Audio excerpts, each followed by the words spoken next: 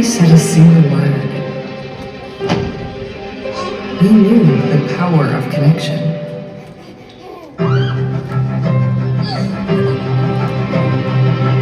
It's taught us to learn, discover, and grow.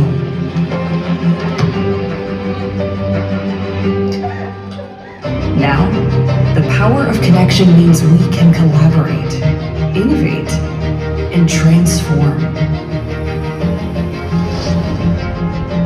In today's world,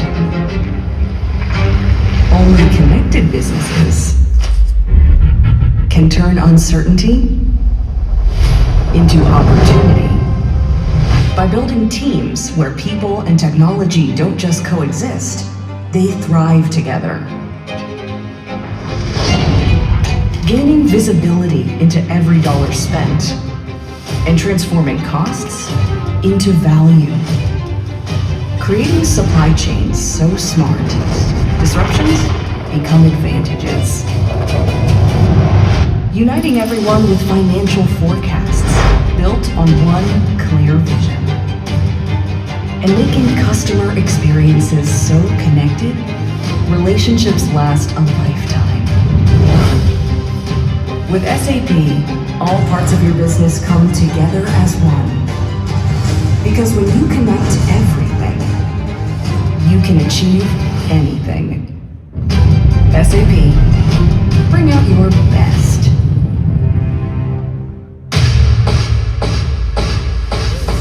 Please welcome to the stage, Mohammed Abbas.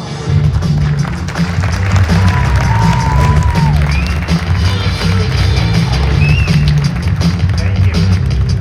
Can you hear me okay? Oh, the whole thing looks a lot more impressive with everybody here sitting on the stage as opposed to the rehearsals. Depending on how the keynote goes, I may need to come back here and find a second career in just doing some more shows here in Vegas. Hopefully. Listen, thank you for being here in Las Vegas at SAP Connect. And a big welcome to all of our virtual audiences as well. We're living in some very unique times. Unique in terms of the unpredictability we face from a geopolitical and a macroeconomic conditions perspective. But also unique in terms of the advancement in AI and the transformation potential that carries for all of us. And that is why, for such unique times, we have created SAP Connect, a conference that brings together all functions of an organization to connect and to amplify the power of the whole, enabling you to most optimally respond to these disruptions and capitalize on the opportunities. We hope you find value in hearing about innovations in not just your own functional area, but also across other related functions, and in connecting with the many product leaders that we have from SAP, other customers, and industry experts that are here this week. Now, speaking of experts, there are a lot of them out there making a lot of headline-grabbing predictions on how the world of business applications will change in the age of AI. Some say it will lead to the end of SaaS, while others equally vehemently argue the other way. If you step back, though, it's not hard to spot the correlation between the prediction and how accretive they are to the valuation of the predictor. So before we get too far into the event, we would like to take the opportunity to outline our point of view on the changing shape of business applications and, more importantly, the logic behind it. First, we believe a seamless app, data, and AI flywheel creates the highest value. Otherwise, the cost and the opportunity costs of doing something else are very significant for your organization. If you add in a separate AI layer on top of your applications layer, you would need to build and maintain integrations across it and every other application and data source in your landscape. And not just that, you would also have to build a completely new roles and permissions framework to keep the right security structure in place for accessing data. On the other hand, if you have a disconnected data layer from the applications, you lose the semantical richness of the data and have to spend significant amount of time and effort harmonizing it across your various sources. Now, while both can be done with significant additional investments, you still face the opportunity cost in terms of reduced accuracy and reduced adoption. With a seamless app, data, and AI flywheel, you benefit from increased accuracy and lower hallucinations with innovations such as the SAP Knowledge Graph and the foundation model we're working on. Adoption also comes more naturally since AI is natively available in the applications people work every day. All of this makes it a hard-to-beat premise. Second, AI, with the broadest context, provides the deepest value. This means access to not just data in one domain or two domains, but across all domains, while also being deeply business process and role aware. This seamless understanding of enterprise-wide context is what allows the most optimal reasoning to generate the best recommendations for meeting your organizational objectives. Your organization, in this case, being your entire business, not just one functional area or two. This then enables you to achieve global maxima and not just siloed local optimums. If you have local optimums with their own standalone app, data, AI flywheels across different functions, you will still need to then manually recreate an enterprise-wide data and AI layer on top, and with all the challenges that comes with it. This is why we believe a business suite that offers best-in-class capability across the breadth of your business and has an out-of-the-box harmonized data model is not just a nice-to-have, but a must-have in the age of AI. And it's not just because of the value, it's also because it allows you to save significant costs by not having to then integrate the applications just to run your business. Standalone and best-of-breed players that focus on just one or two domains, such as procurement or HCM, will then, by definition, struggle to create enterprise-wide value with AI. Third, AI will fundamentally reinvent business applications. This, from us, is not a prediction nor something designed to generate a headline. We know that because we are busy reinventing them ourselves at SAP. Simply put, we see 5 patterns of AI-driven innovation. The first is seamlessly embedded AI and agentic experiences. We're seeing this already across the board, but particularly in applications that have deep business process, industry, or regulatory and compliance needs. Next is the emergence of agent-driven autonomous execution capabilities. This can be an evolution of the first pattern, or one that can apply largely to any kind of application and can also bring together multiple applications together. Another pattern is what we call truly AI native applications that are built from the ground up in the age of AI, making it impossible to differentiate AI from the application itself. These are very rare, as you can imagine, since it requires that the application is designed and built with AI in mind from the very start. We'll talk about some examples in this category later. We will also see appless experiences driven by AI and agents with an evolving conversational engagement layer. Here, it's not that the underlying application would cease to exist. It won't, and it will still fundamentally be required, but a user may never need to engage with the application directly. Think of applications like expense management, travel, or sales and pipeline management that would be the first in such patterns. And finally, there are no apps experiences where the app either, in fact, doesn't exist, or rather can be generated real-time with AI and vibe coding. This can easily replace, even today, the apps that you're building custom in-house or low-code, no-code apps that you may be using in your landscape. Across all of these, you will see a new emerging conversational AI-driven engagement layer, what we call Gen UI. That becomes the one place for users for almost everything.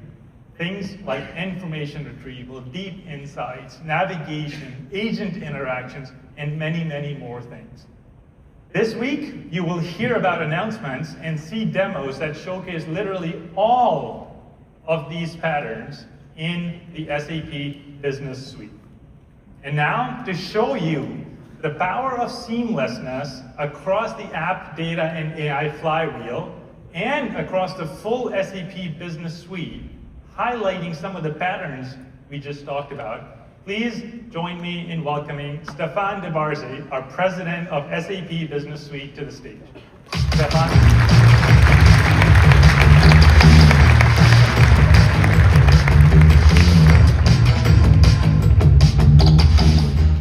Hello everyone, and it's truly great to be here. What I want to do today is bring the Business Suite to life with an end-to-end demo. And for context, you're going to see a manufacturing company with global operations all over the world. It's in the high-tech industry, and the CFO detects a couple of business challenges. These business challenges need to be solved by collaboration with the other stakeholders in the organization.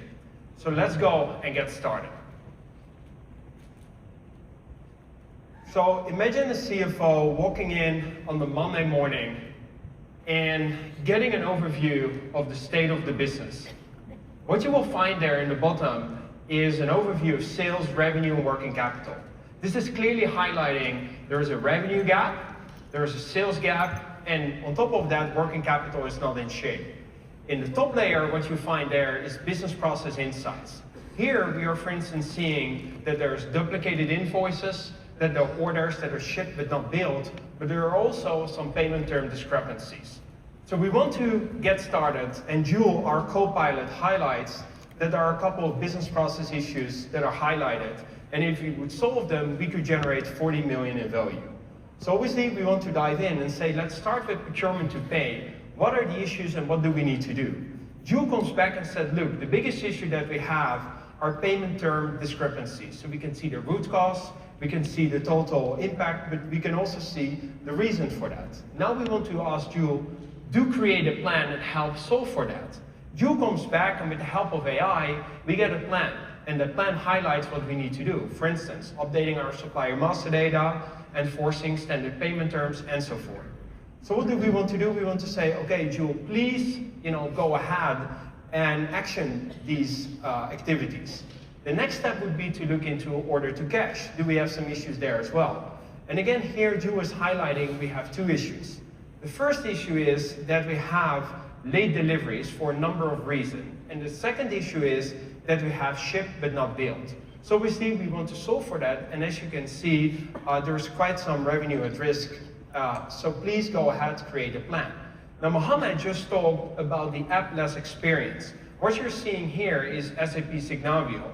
But I don't have to go to Signavio to go through this flow. I can do this through Jewel, create a plan and action that.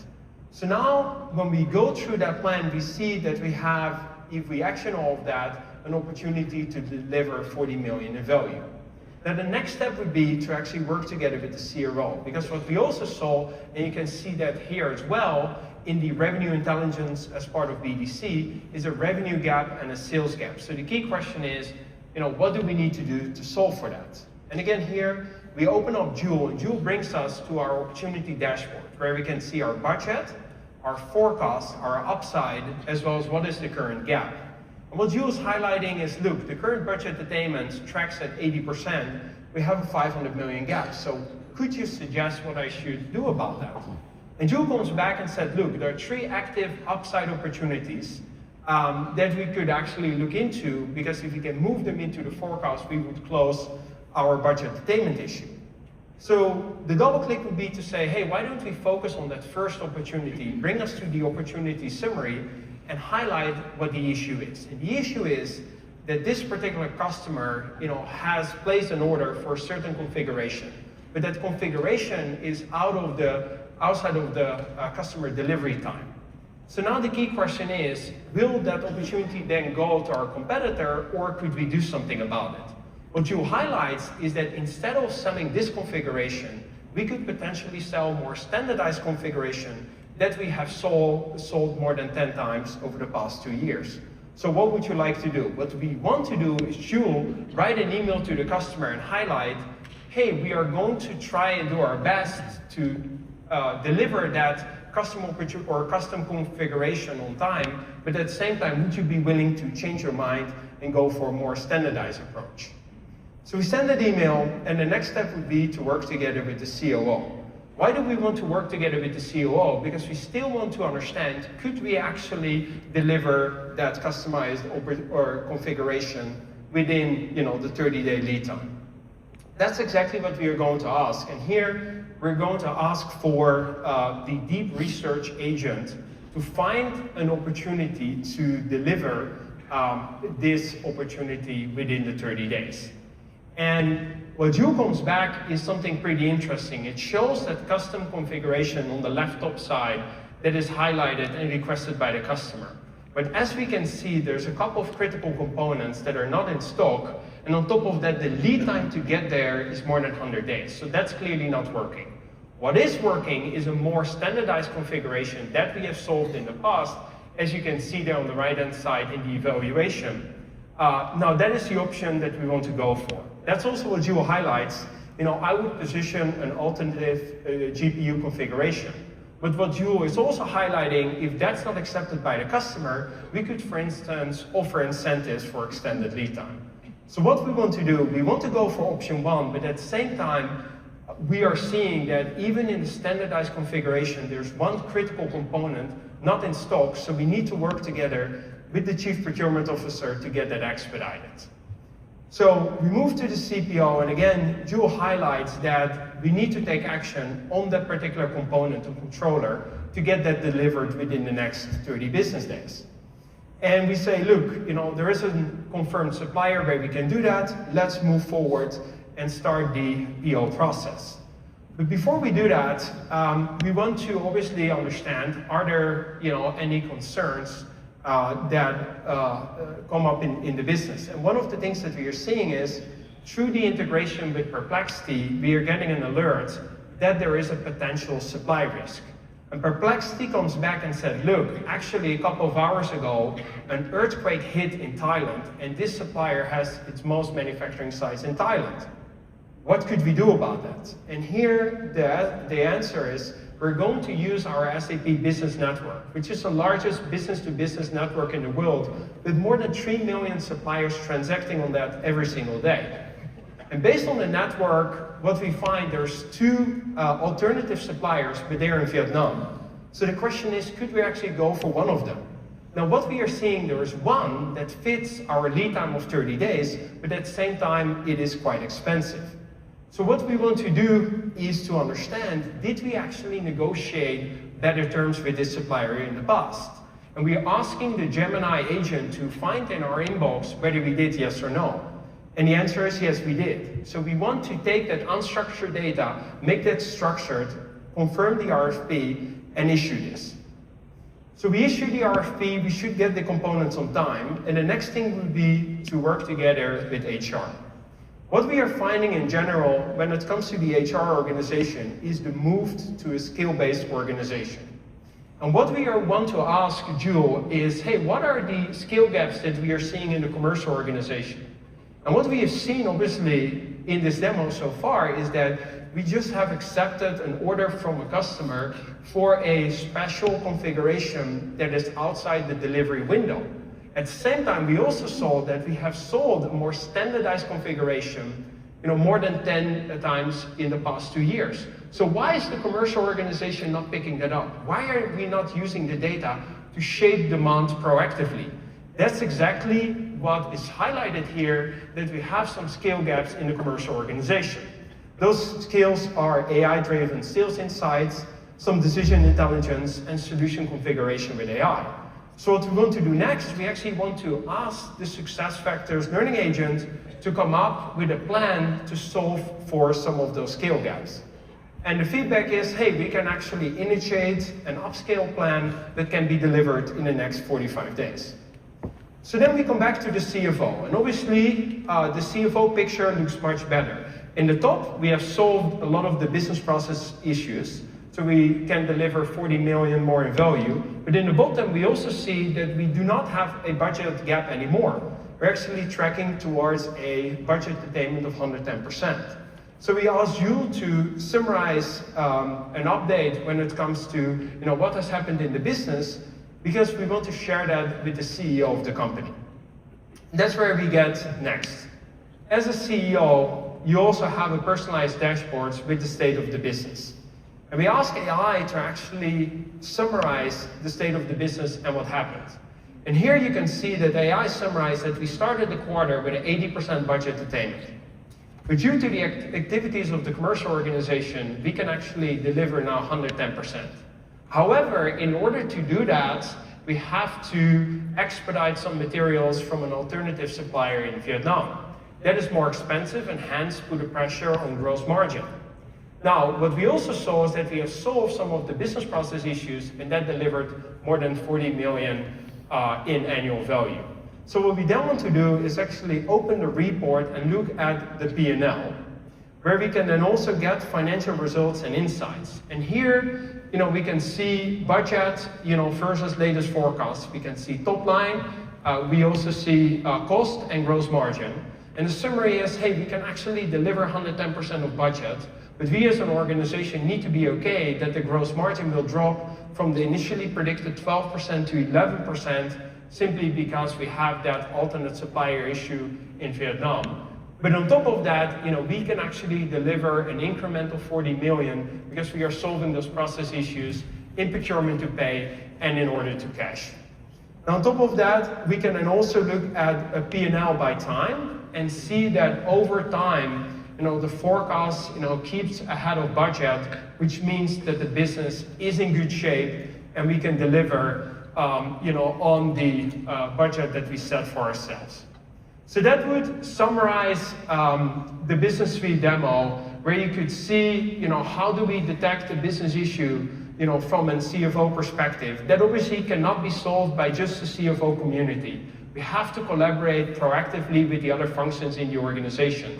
And I think what is beautiful about the business suite, it's not just the ability to solve that problem, but to do that, at scale, to do that with much greater pace, and also to break down the silos in an organization where these functions come together and work better together.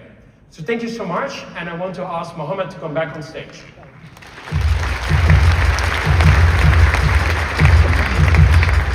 Thank you, Stefan.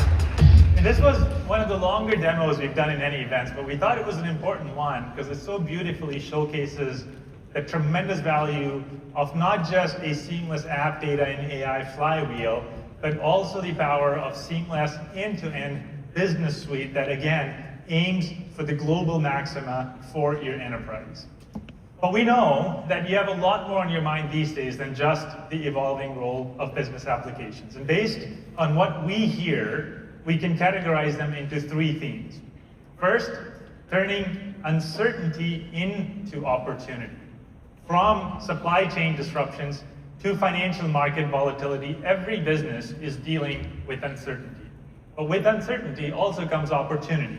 How do you move from being in a continuous reaction mode to creating predictable, resilient growth? Second, evolving the workforce in the age of AI. AI and agents are at the top of the hype cycle. The potential, for sure, is real. The realized value, not so much.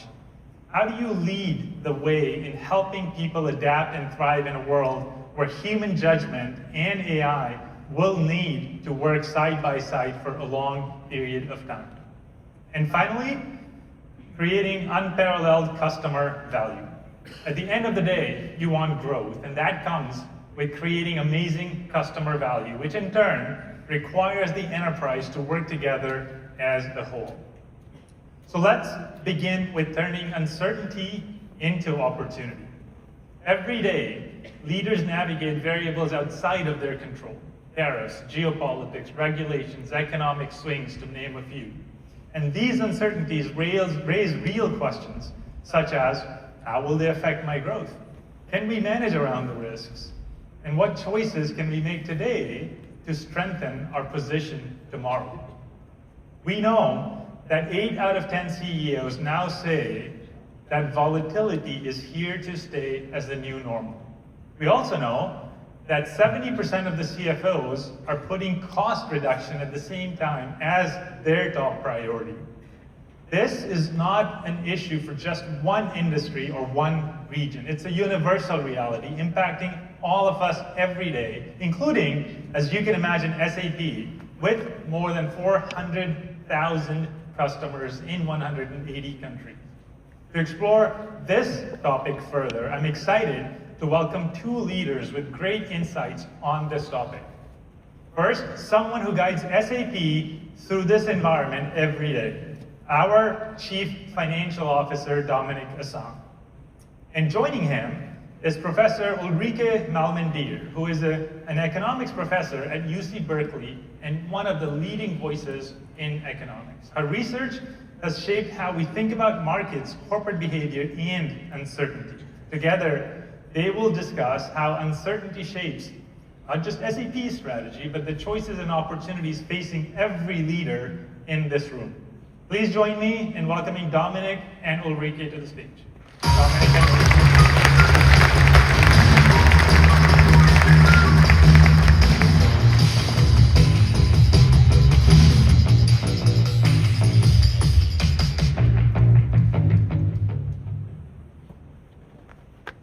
Thank you, Mohammed, and welcome also from my side. Let's dive right into the topic. I think I also speak for the entire audience here if I say that we feel uncertainty is actually always increasing more recently. Now, that's just a gut feeling. You have done a lot of research on that. So tell us, what are the key challenges we as leaders grapple with, and how do we actually react to that uncertainty? Yeah, you're totally right. My research is more relevant than I've ever wished it would be. We live in a time of unprecedented uncertainty if you think geopolitical challenges, economic, ecological ones, technological ones. So all of these uncertainties are steeply increasing. And when we think about how to react to that, often the first step can be that we think about the bad outcome. You know, our trade model doesn't work anymore, how do we fix it? Technology, we thought VR is the future, oh, we have to pivot to AI. But what the research shows, what the data shows, it's not just the bad outcomes that can come from these uncertainties, it's the uncertainty itself. As a company, as you're about to engage in some next steps in terms of your investment, you're kind of stalled because you don't know where the path is going. So what happens? As a company, either you end up in paralysis or you run the risk to go all in on a technology which won't be the future. All of that also aggregates up. So as a macroeconomist, I see all this paralysis in terms of investment aggregating up to less growth, less creativity, less innovation. And that's exactly what we want to avoid. Now, there's no beautiful answer how to avoid it. Basically, we all have to find our path, navigating between these two extremes, avoiding both the complete paralysis and the one-sided bet. That's at least the macro perspective. Now, for you, sitting in the cockpit of a global tech company, how does that translate into your daily life? Yeah, actually, I really like this metaphor of a cockpit because as a CFO, you do consider yourself a little bit as a co-pilot, and you have to figure out, given that uncertainty, and uncertainty blurs the picture basically, how can I come back to control, see all the available paths that are available to us to take action. And if I look at AI and bring that into context, I ask myself, isn't AI the engine that can give me that kind of transparency pilot or co-pilot has in the cockpit of a modern aircraft. You see all the instruments in front of you. The data is actually coming to you as opposed to you having to chase the data. And you also shed a lot of tasks by automating things, so you can really focus on what matters to keep the aircraft on the right trajectory. Now, why is that so important? We have what I call a triple whammy of challenges in our businesses. The growth pressure is not easy. I mean, all the adversities you describe are actually dampening growth, but we have to deliver results to customers, to shareholders.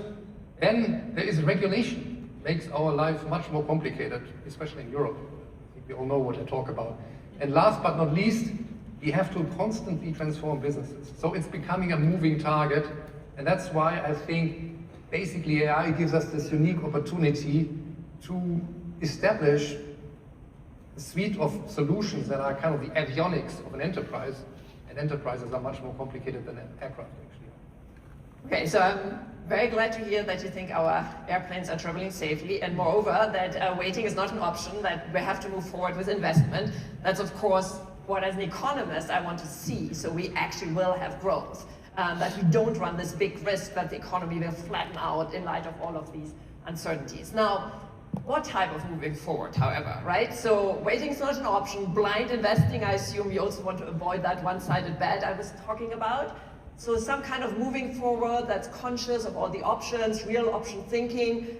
How do you approach it? As economists, we often think about maximize the worst outcome, but that really doesn't give you the edge. That makes you risk falling behind because you're just focused on avoiding the bad outcome. So you need to be willing to experiment, to have some regrets, but I suppose in a portfolio type of way? Absolutely. The option is important. The flexibility is important, and we see a lot of enterprises, and that's also true to some degree of us, SAP, that have been over years creating some rigid structures to run the businesses in. And that is not giving you the maximum option value. Now, with the volatility increasing, the good news is actually the value of the options are increasing. I think somebody earned a Nobel Prize for that insight, Lex Scholz model that some of us learned at business school. And you have to ask yourself, so how can I create the maximum options? And what are the no regret moves that contribute value independently of the turn we're taking in the world? And I do believe, as a CFO, one key priority is to create that absolute transparency about all the options you have end to end, because if you don't see them, it's hard to monetize them. Now, how do you see actually on a higher kind of political level, on a geopolitical level, governments dealing with that kind of flexibility thinking, trading options, and so forth? Yeah, I hope they're listening to us too, because this drive to get all available data, to think about flexibility is sometimes missing. This temptation is instead very often in times of uncertainty to kind of retreat back to the safe ground. So you can think about just domestic production, you can think about reshoring or even friendshoring, but we have to be aware that no block of countries can create the same benefits the globalized economy, the interconnected economy has created for us. Of course, there are concerns. There are concerns about unequal distributions of winners and losers, and you should be aware of those. But we would be nowhere near where we are today in terms of availability of goods and services, from medicine to technology, if we didn't have an interconnected global economy. So from an economist perspective, the answer is not to raise barriers. It will always be to lower barriers, to allow more connections, to build bridges, not to tear them down. Which doesn't mean that we shouldn't discuss who are the winners, who are the losers. Ignoring that has been a problem for many countries, including the US here. But the flip side is not protectionism, is not reshoring, that's not the solution. So instead, I think some of the strategies you mentioned that are relevant for you on the corporate level, to think about it in a portfolio way, to diversify, to create a more resilient system, is what countries have to do as well. You're talking about resiliency. I think the one topic you see in finance a lot is the concept of diversification. Yes. When people invest money, it turns out that if you have a limited risk budget you can take, and that's also true for corporates, the broader you look at the options you can execute, the better chances you have to blend these options in a way to give you a more robust return on that limited risk budget. And I think that's something we really have to strive for, to get that ability to execute on that. And that leads me to the concept of really creating these options on a global level, and I think it was nicely highlighted in prior presentations here, to, the same way an asset manager has to pick from the global assets, that you also pick from all the courses of action available to the corporation, and not only in one silo, driving a local optimum, but really driving it across the entire enterprise. So I think there is a lot we can learn from academics, and I'm very grateful that you have been here to teach us some about that. Thanks so much for that, and I think with that, we're heading back to Mohammed.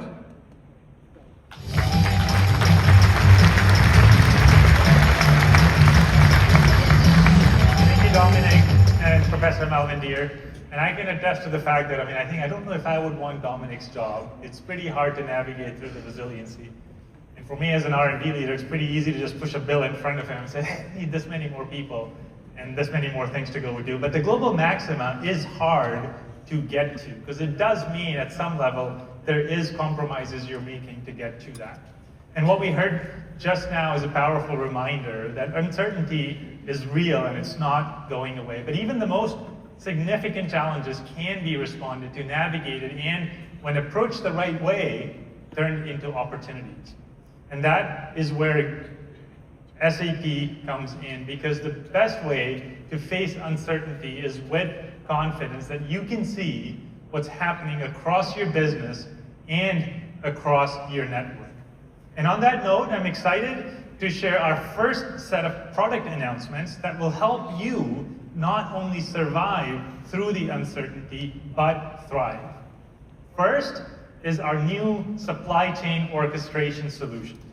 This is one of those truly AI native applications which uses a network knowledge graph to analyze real-time signals across your multi-tier supply chain. It senses for risks and issues such as extreme weather or tariffs, and helps you assess the impact of these risks and suggest alternatives to help minimize any disruptions that may happen. Think of it like a GPS that knows that there's traffic or issues on the route and suggests proactively alternative routes for you to get to your destination. We're also really excited to announce a major update to the SAP Ariba source-to-pay suite. This update puts Ariba in the unique category of having the most modern platform in the industry and the only truly AI-native source-to-pay solution built from the ground up on SAP Business Technology Platform. It enables you to approach procurement in a truly agentic and autonomous fashion. This update also, of course, includes a completely redesigned user experience, embedded analytics, and seamless integration across SAP Cloud ERP. We've also gone to great lengths to ensure that this is a non-disruptive update for our existing customers that will not require a re-implementation. So all of your investments are safe and secure. You can clap for this one. We're really proud of it. You could have clapped for the supply chain orchestration too. We were also super proud of that. And the supply chain team. Now let's shift gears to another kind of uncertainty leaders are grappling with. The uncertainty about the future of work itself. Will, for instance, AI reduce knowledge worker jobs? Are people utilizing AI tools as best as they can? Or, in the most extreme version, will organizations even need people anymore?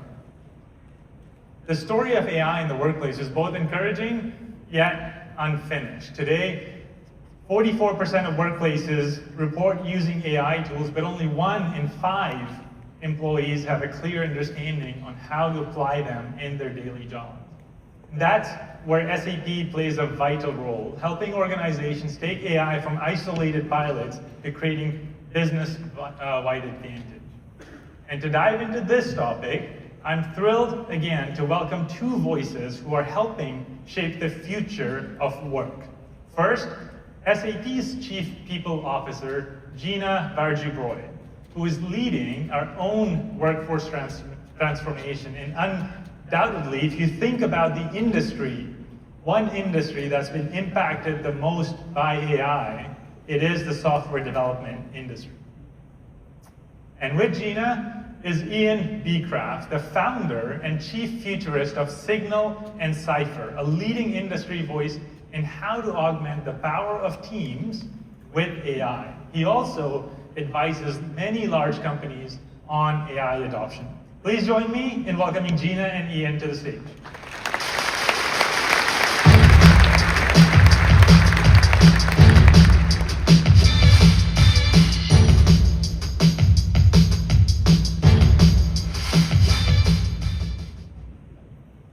Thank you, Mohammed, actually, for setting the stage for such an important topic. So at SAP, I can tell, we know firsthand AI is everywhere, and it's also shattering norms, and especially also transforming the workforce. And we as SAP are really boldly also steering, the change, because requirements of our workforce are simply changing really fast, and I can see that every day. So, Ian, our success factors research actually shows that the future of work is about human and AI together. It's not against human and AI. And AI and agents also underscore the fundamental need to redesign how we work going forward. And also for HR, my own organization, to lead that important effort. And it's not only about asking what can AI do, it's actually also about what makes work motivating and also meaningful for people in the era of AI. That's a key question. And AI also does not only reduce repetitive tasks, it actually is also does not just reduce repetitive tasks. Agents are also a strong contributor to value-adding tasks, and this is the new element of it, such as coaching or also strategic workforce management or prediction modeling. And ultimately, actually, this is giving employees time to focus much more on meaningful work, allowing also employees to shift to new skills and also gain new expertise. And that is our true advantage, and our future will be people plus AI as strong teammates. So Ian, when you look at the impact of AI on work today, do you agree with my view? And what do you also see as the biggest shifts already happening in how organizations and people work? I absolutely agree, Gina. It's not about human versus AI, it's human with AI. And what we're seeing is the value is in pairing the scale and speed of AI with human creativity, empathy, and judgment. We're already seeing this shift. AI is breaking apart rigid job descriptions so that tasks, not whole jobs, are being automated, while new opportunities are merging around these places. So for example, AI lets people stretch into adjacent territories and skills that scale on top of the foundation of the expertise they already have. So for example, a financial planner is not suddenly becoming a software engineer, but with AI, they can step into adjacent territory like scenario modeling or even predictive analytics without having a data science degree. And this works across functions. So recruiters can start looking beyond talent sourcing and even into workforce planning. And for those who are supply chain managers, you can lean into things like sustainability reporting by linking logistics and data around emissions with compliance metrics. So the winners won't just be those who are automating, it'll be those who are actually re-architecting work around this human-AI partnership. No, absolutely. Actually, it's about leveraging AI alongside human expertise and fostering a collaborative human and AI approach, and rather than just automation.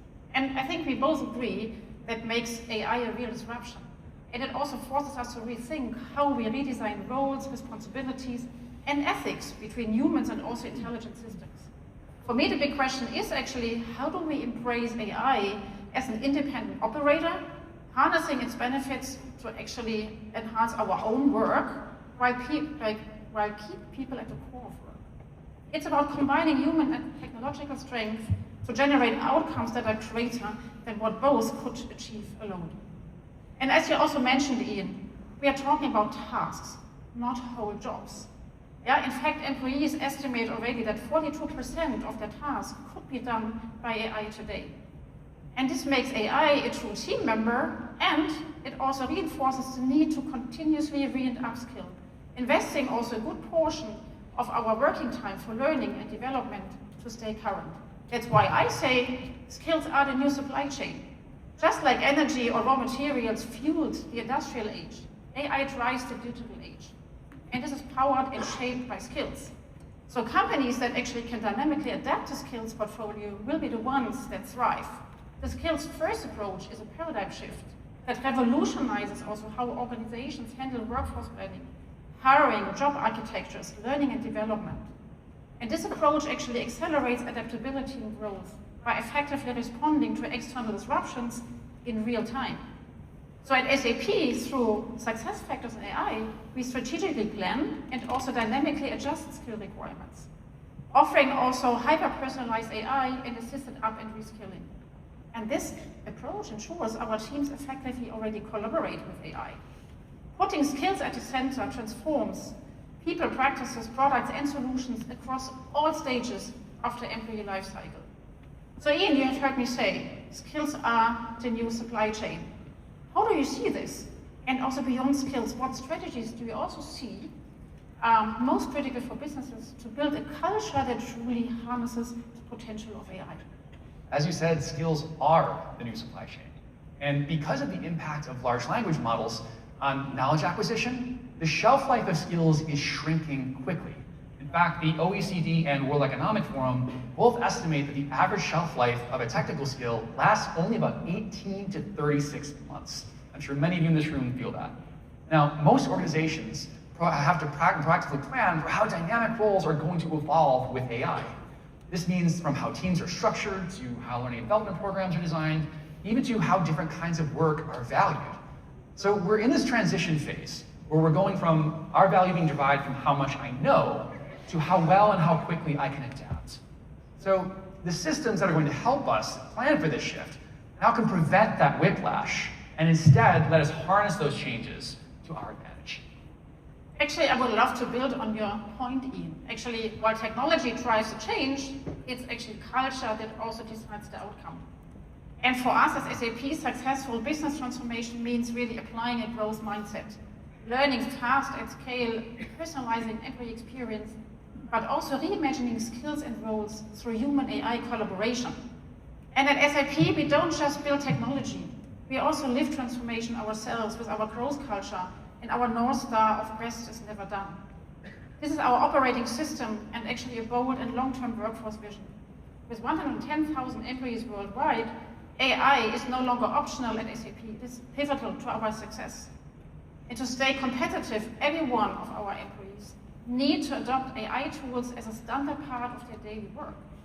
Because only organizations that foster growth, resilience, and also inclusion will be the ones to turn AI into a real competitive advantage. So looking ahead, Ian, how do you envision work evolving in the next decade? And what proactive steps should organizations also take now to shape the future? Absolutely. Well, work will be about less of the toil and more about orchestration and delegation, the creative problem solving.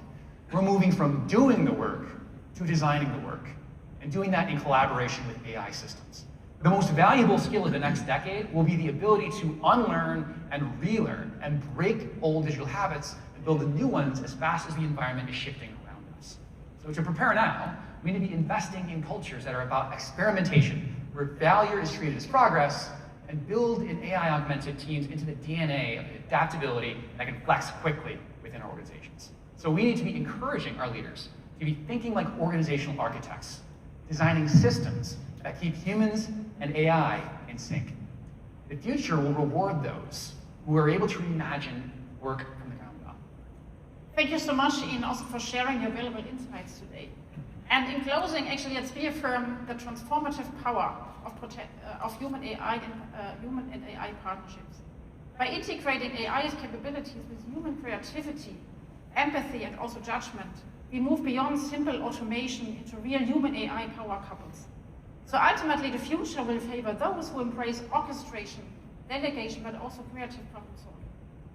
reimagining work from ground up to synergize with AI advancements. So let's make sure humans and AI operate in concert and not in competition. So thank you so much, and Mohammed, back to you.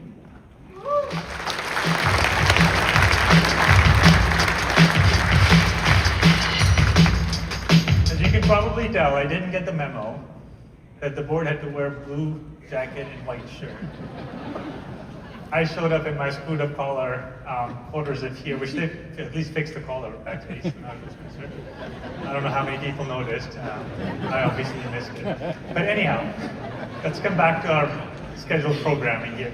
As you heard from Gina and Ian, this human and AI partnership is critical for realizing the value of your AI investments. And in a world where everyone is talking about agents, billions of agents, and agents taking over everything, we wanted to talk about people, the roles they play, and the tried and tested organizational constructs in place today that are running super complex businesses across industries. We are making Joule deeply aware of the person it's partnering with, their role, and the business process context in which they operate. Today, we are introducing AI assistants. A receivables assistant for your accounts receivable colleagues, a controlling assistant for your controlling colleagues, a sourcing assistant for your sourcing colleagues, an AI assistant for every role, an AI assistant for you. And each assistant, I'll take the clap anytime, by the way, don't be shy. Each assistant has agents and tools at their disposal to help the person it's partnering with to be smarter and more efficient. Let's take our accounts receivable assistant as an example. It can do collections and dispute resolution today. And soon, it will be able to help with fraud detection, invoice processing, and payment scheduling. Over time, we'll continue to make this assistant even smarter by adding more agents and tools. But we know that not all businesses are alike, and not all roles across all companies do exactly the same things. We also know that you have other non-SAP applications in your landscape. We don't like it, but we know you have them. And for those unique capabilities, and for these assistants to do smart things across your non-SAP applications, we have an agent builder experience in Joule Studio, in SAP Build, that allows you to make your receivables assistant even more effective with powerful with custom agents. Now we have these assistants, not just, as I said, for your accounts receivable colleagues, but across all roles within a function. Let's take HR as an example. We have assistants for workforce planning, for recruiting, HR operations, and many others. And because at SAP we have the broadest portfolio of business applications, we have these assistants literally for all parts of your business. You could clap, but I'll keep going.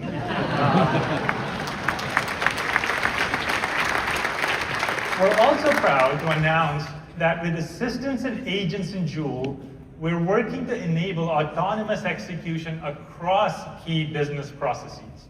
This evolution would happen naturally when the assistant has a sufficient set of agents and tools in its skill sets to be able to perform all the tasks, and more importantly, when your colleague has built enough trust on the assistant's performance based on its recommendations and insights.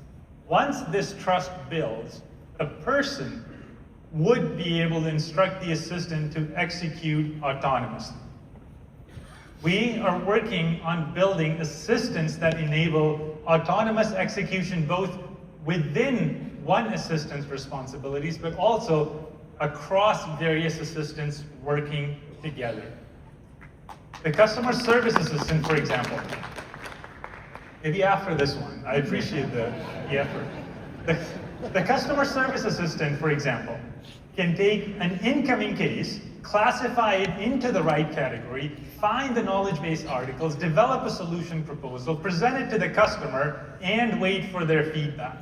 It would then close the case if there is confirmation that the issue is resolved, and would even then send a survey to capture the feedback of the experience. It will only escalate to the person it's partnering with if it gets stuck in any of these steps.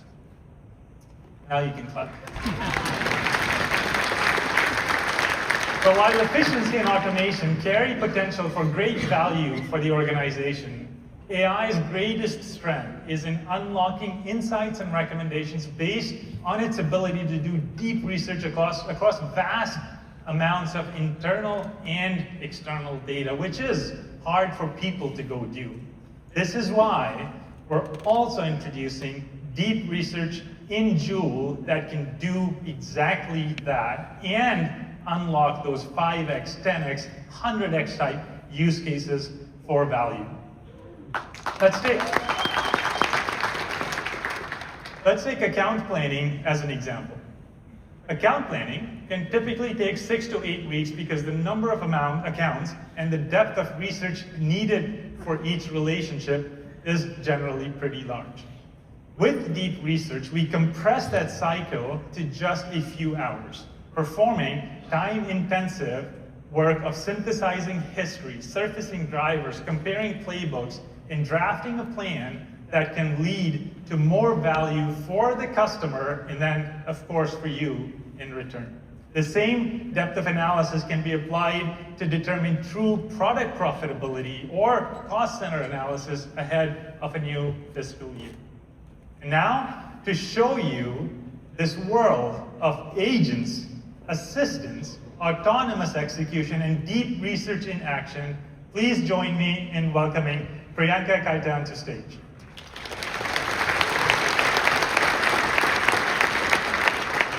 The People-AI partnership that Mohammed described is going to be prevalent across the entire enterprise, and especially in people management, one of the most important roles a leader has. Imagine now, if every leader can have their own Joule assistant that takes away the administrative work off of their shoulders so they can focus on what truly matters: coaching, mentoring, and leadership. Let's take a look. Here we have Alex, the people manager. He's preparing for a mid-year performance review. This once meant hours lost wrestling with systems and chasing data. And now he simply asks his personal assistant to assess an employee's performance. The performance and goals agent then steps in and creates a very detailed summary of strengths, weaknesses, areas of improvement, and next steps. But feedback without action, that's just noise, we all know. So we have our career and talent development agent that generates a very personalized development plan, of course, with the permission of the manager, to turn the employee's gaps into her biggest strengths, and also sets milestones so we can make growth actionable and achievable, not just aspirational. And finally, the bigger picture, succession planning. Every organization worries about continuity and ensuring we have the right people in the right places and at the right time. The succession agent not only assesses the readiness, but also builds a strategic pathway for future leadership. And that's how we're not just running an organization, we are shaping the workforce of the future, because ultimately it's the workforce that matters. And imagine this in the hands of every leader, a future of people-AI partnership that is closer than you think.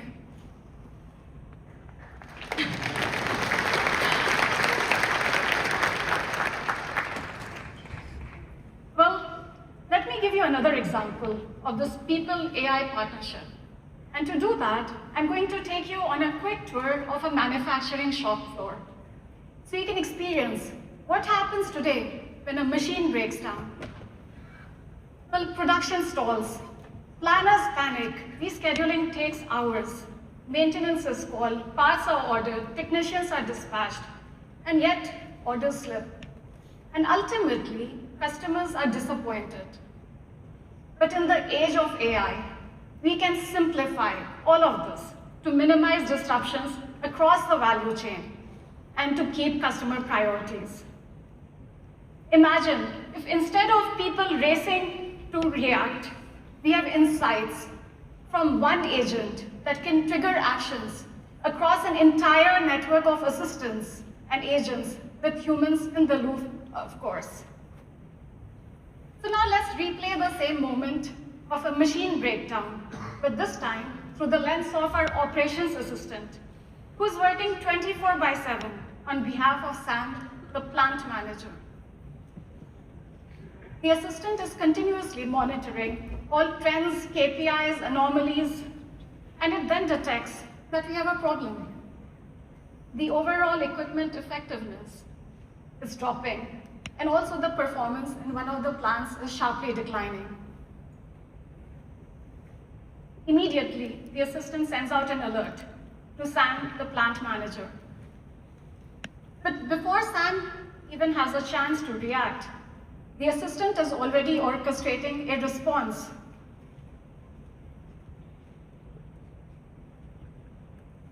It triggers asset health agent, which within moments identifies we have a critical problem with a vacuum dryer on line 1, and it appears a breakdown is imminent. Sam initiates deep research as it's a recurring high-impact failure, and he wants a full investigation into why it's happening.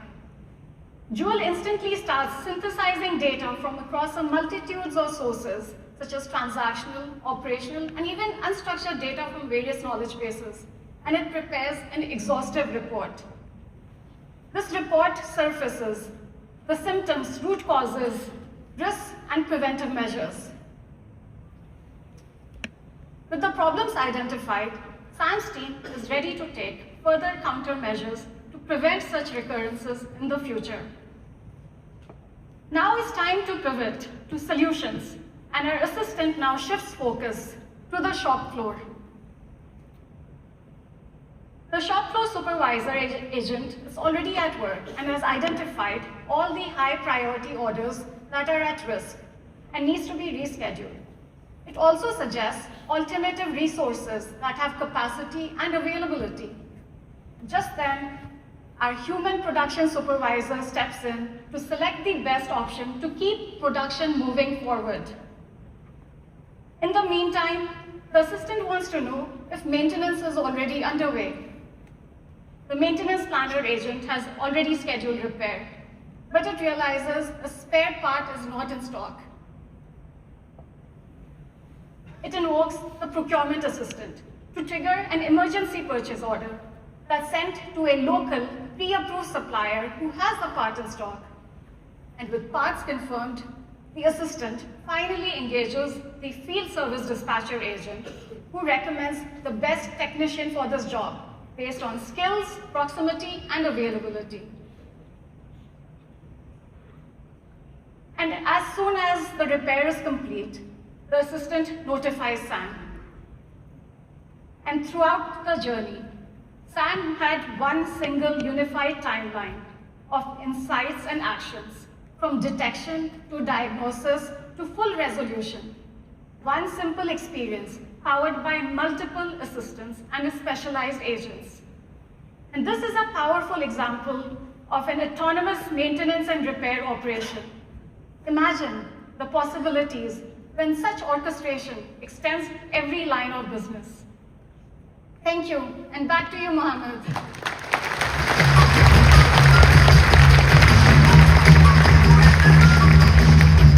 Thank you, Priyanka. Ultimately, everything is about customers. And it takes all of us, whether we're in finance, procurement, supply chain, HR, or customer experience, to make that happen.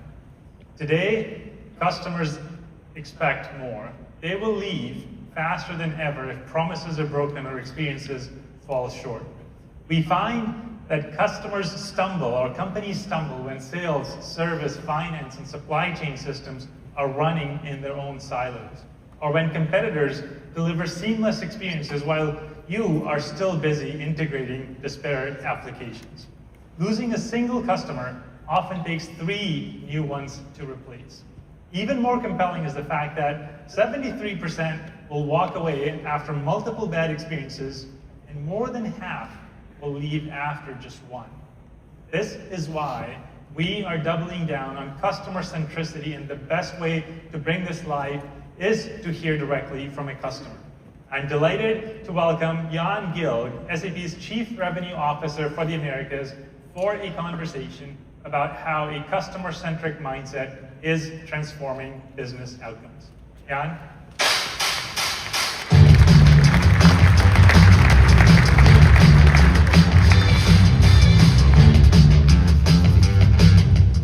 So, we're almost there. Thank you, Mohammed, first of all, and it's great to be here to share the customer perspective, actually. We're seeing proof everywhere that interconnected apps are driving real productivity gains, and the opportunity is even much, much greater. For example, PwC found that industries most exposed to AI are achieving a 4-fold increase in productivity growth. And when looking at AI agents across the enterprise, they found that 66% of those who have adopted them are seeing measurable value through increased productivity.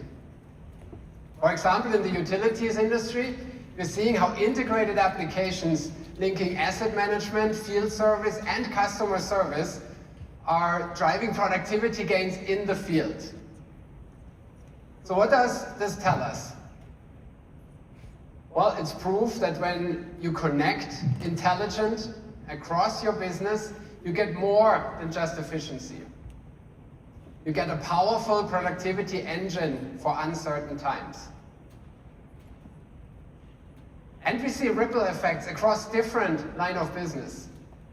Controllers and CFOs, they can get time back to focus on forecasting, margin growth, and capital allocation. HR business partners, they can devote more of their time to designing incentives and building a culture that attracts and retains the best talent. And procurement leaders, they can reclaim hours to manage emerging risks or negotiate better terms for suppliers. Well, maybe not necessarily for software purchases. Well, in other words, you see a compounding effect of value across the business. But what excites me the most is that these gains aren't just for global giants like PwC. When you're a smaller, mid-sized organization, the impact is even greater. And that's because every hour of time saved or productivity gained means you can spend more time focusing on the things that move the needle in growing your business, like reducing supply chain costs, or retaining top talent, or growing your margins and giving your teams more face time with your customers. Or in the case of the customer we're about to hear from, it has allowed them to spend more time caring for patients in their communities and driving health outcomes that matter for people. Heartland Dental is the largest dental support organization here in the United States, with more than 1,800 practices and over 20,000 team members. But what sets them apart is that they have scaled like a large enterprise while keeping the agility and the culture of a mid-sized business. And technology has been at the center of that journey for sure. So to hear more, I am really thrilled to now welcome Travis Franklin, the CFO of Heartland Dental.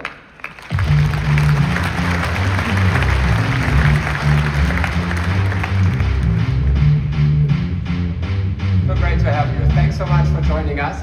And maybe let's start with this. When you began your journey and the transformation, what was your vision actually, and how did you build the early momentum that's needed? I'll share with you, you really like my response here. We give a lot of credit to SAP for that. So we had an opportunity, I'm getting a little older so the years go by, but I think it was about 5 years ago. We had the opportunity to attend a Sapphire event in Orlando. And as we were going, we were thinking about all the problems and all the opportunities we had as a business. how we were thinking about putting in the strategies to go solve those problems with technology and with data. And so we walk in, I'll never forget, it was one of those big digital dashboards. We walked in and at the top it said intelligent enterprise. And then it showed a visualization of SAP HANA in the middle, which was the brain, that fed all of these different applications and all of these business use cases. And so for us, and what we do on that dental office that you saw, we'll go in and provide 30 plus different services. And you think about all of those different applications and then being able to bring that data out or back into the organization and truly to be able to understand that data end to end, department by department, breaking down the silos of data, breaking down the silos of operation, and really thinking about pulling all that data together and telling a different story, an end-to-end story that created massive value for our customer, which was the dentist. Yeah, I do remember the intelligent enterprise back then at Sapphire. That's how it all started. So Heartland has adopted a fully connected suite of applications. Everything from Ariba for buying and invoicing, to Concur for travel, to SuccessFactors for performance management and more. So where are you seeing the biggest breakthrough from this approach? Yeah, so the biggest breakthrough that we saw was that when we set up this strategy and we started executing on the strategy, the breakthroughs were ones we didn't even think about at the time we were doing this. But by setting up this tech strategy and data strategy the right way, in my opinion, it gave us the opportunity to solve all kinds of different issues in the business. Issues we didn't know and issues we did know. And so many of the breakthroughs came through a lot of different enhancements and what we call N of one capabilities. In our industry, we have some solutions that are industry leading and that create a competitive advantage. And so I could list 10 of those things out for this group to really think about what business use cases we're driving, and we solved it end to end. One of the other core enablers that we found was when we think about things end to end, and we bring data and we bring the technology with it, what it translates into from a culture standpoint is a unified data platform. Solving things end to end actually brings your business together and it creates a collaborative environment. And so we have a saying at Heartland Dental, work hard, work smart, and work together in a collaborative environment. And it's amazing all of the things that you can solve, all the problems you can solve and all the opportunities you can take advantage of. Amazing. You're basically already doing a little bit what we saw from Stefan. Yes, yeah, yeah. I also, we talked about backstage a little bit, you're also running SAC planning now in your role as a CFO on top of S4HANA Cloud. Really as a foundation to change the way how you, change forecasting, modeling scenarios and drive growth then across the entire network. Can you share a little bit more from your perspective? Yeah, happy to do that. You know, when you pull all of the data together, and we do leverage SAP HANA, in addition, we use SAC planning, SAP Sales Cloud, Analytic Cloud. And so that's our ability to take data and insights from all of those different applications or all of those different business units. And we're able to then distribute that data or that best thinking and data science and all these things go into segmenting out the business, finding key trends and insights in the business. Then being able to distribute that information and visualize that data in a way to where a dentist or a key stakeholder in the business can consume it, whether it would be through an app on your phone, whether it be on your iPad, a laptop, or even a desktop. Any way that customer or that ultimate end user wants to see that data and visualize that data, we're able to distribute that way. So these insights and these planning, it gives us a much better ability as we sit down each year and plan our business out to provide real data insights and become a true partner in the business to help all of the folks in our business deliver consistent outcomes that actually exceed most of the market type returns. So, Great.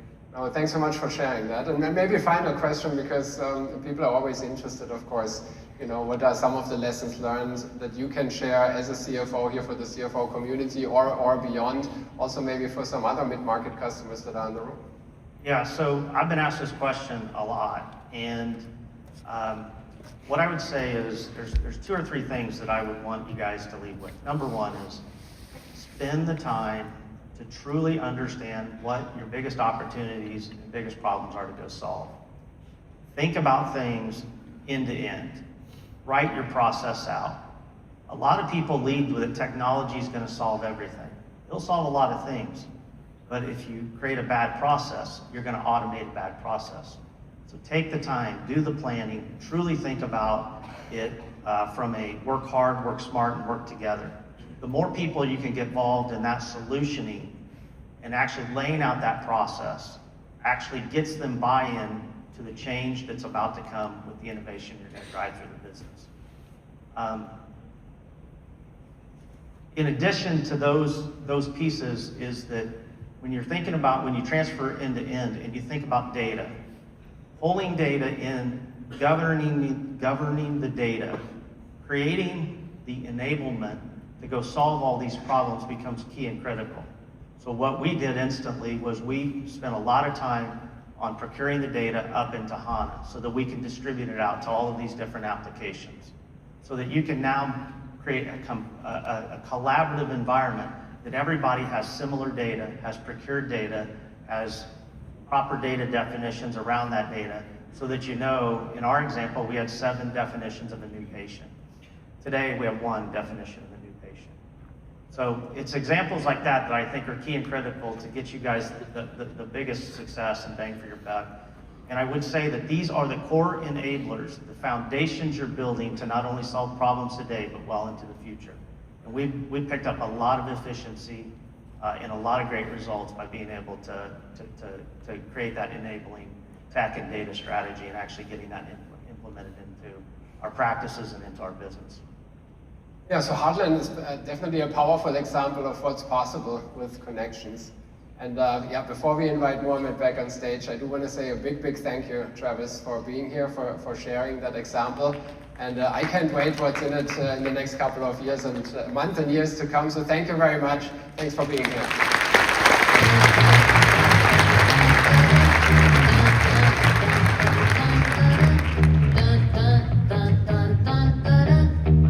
Thank you, Jan, and thank you, Travis.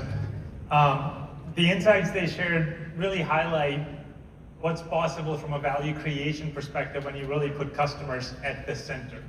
And when you do that, all functions need to work together so that information flows real time, decisions are made with global maxima in mind, and you can keep every promise that matters.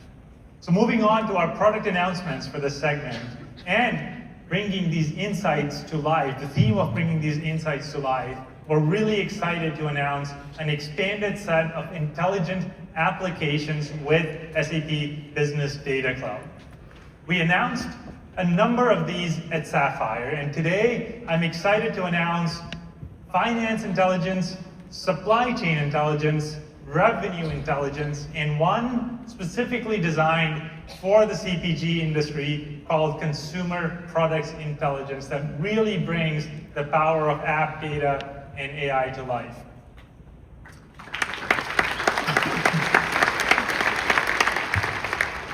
And speaking of customers and being able to orchestrate engagements with the customers, I'm also equally excited to announce the launch of SAP Engagement Cloud, which harmonizes business data into actionable segments, triggers, and journeys for real-time, hyper-personalized interactions.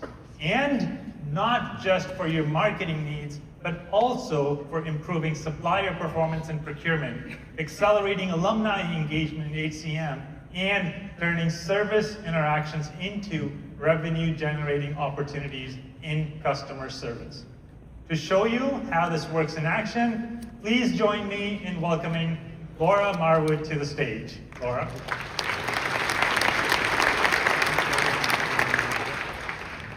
When you hear engagements, you might picture a flashy marketing campaign.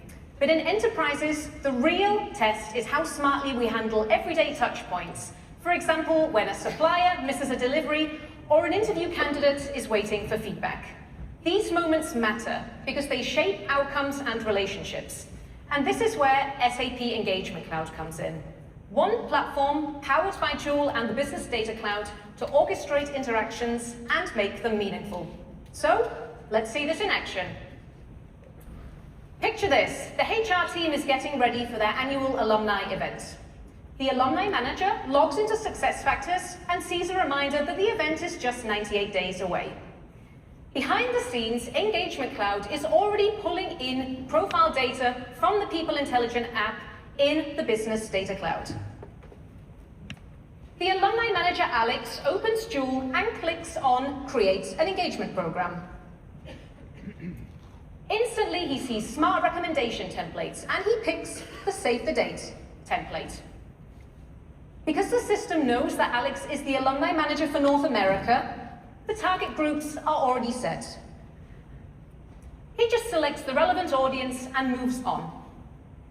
Even better, send time optimization is automatically switched on, meaning every alumnus will get the email at the moment they're most likely to engage with it. And now for the fun part, personalization. The template already includes brand elements and dynamic content blocks. Alex adds an AI-generated subject line, tweaks a couple of details, and drops in his own signature, giving the email that personal touch. And that's it. With just a few clicks, Alex launches the campaign. Back on his homepage, he can see the new program scheduled, with AI-optimized send times. For the alumni, it's not just another email. It's a message that feels timely, relevant, and personal. And for the business, it means stronger connections, deeper loyalty, and measurable results from every single interaction.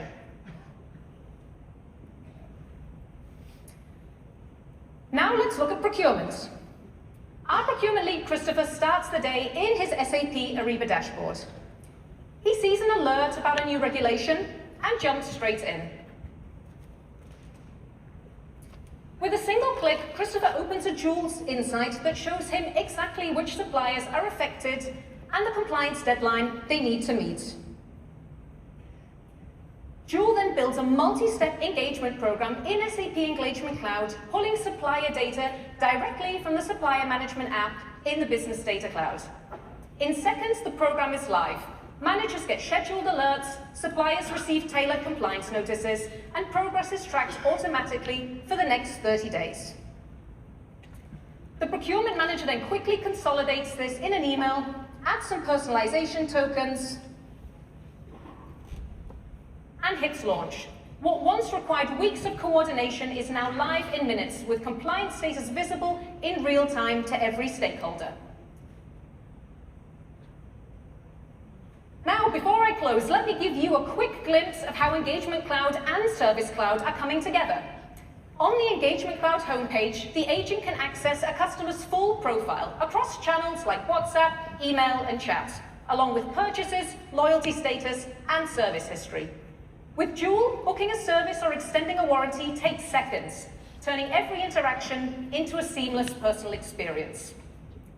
What you've just seen isn't just a demo, it's the future of Engagement Cloud. SAP Engagement Cloud transforms scattered interactions into AI-driven journeys across the entire business suite, ensuring every touch point is timely, personal, and measurable. And leading brands like Luxottica and Versuni are already unlocking enterprise-grade capabilities, and the value is only beginning. Beta begins in November with general availability in 2026, and for a deeper look, don't miss tomorrow's customer experience keynote. And with that, Mohammed, back to you.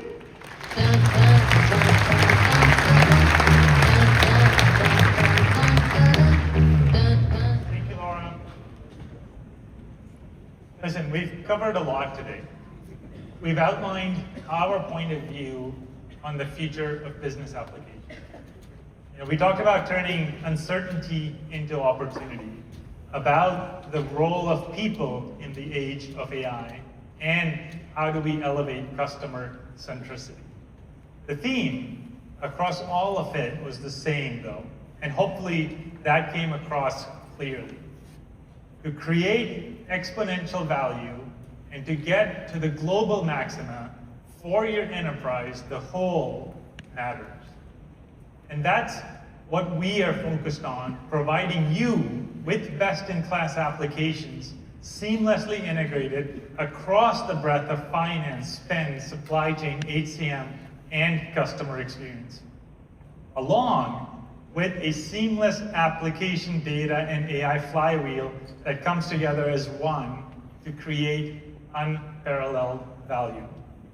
Nothing else, we believe, can compare to this in the world of business applications from a value statement. And we don't have to look too far to find real examples of this seamlessness and the value it creates in our daily lives. Take the modern phone, for example.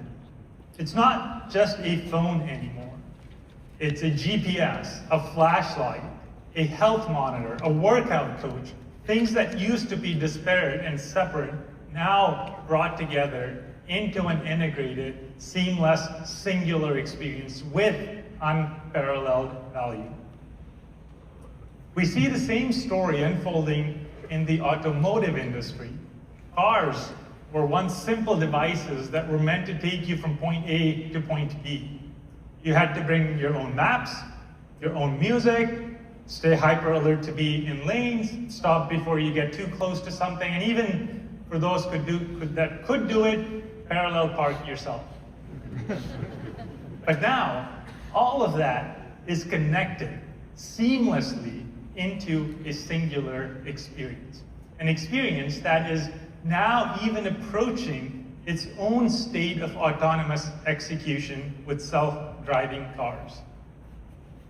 Both are great examples of multiple functions that were once separated or bolted on at best, now seamlessly together as one, creating unmatched value. The world of business and business applications is no different. This is the unmatched value of SAP Business Suite that brings together the power of best-in-class applications with a semantically rich harmonized data layer to power high-value AI as, again, a singular, seamless experience. It helps you manage uncertainty, evolve your workforce, and break down silos to create amazing customer value. SAP Connect is an event that is also built on that same principle, bringing people across functions together to help unlock the most amazing value for your organization. Thank you for attending our inaugural SAP Connect. I hope you have a great rest of the event.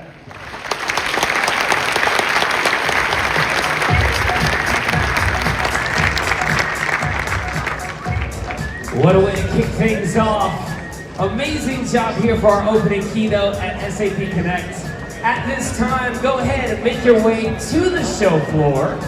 We do have a welcome reception happening. That's going to be on level 6. Thank you. The show floor is on level 6. Make your way to the welcome reception at this time.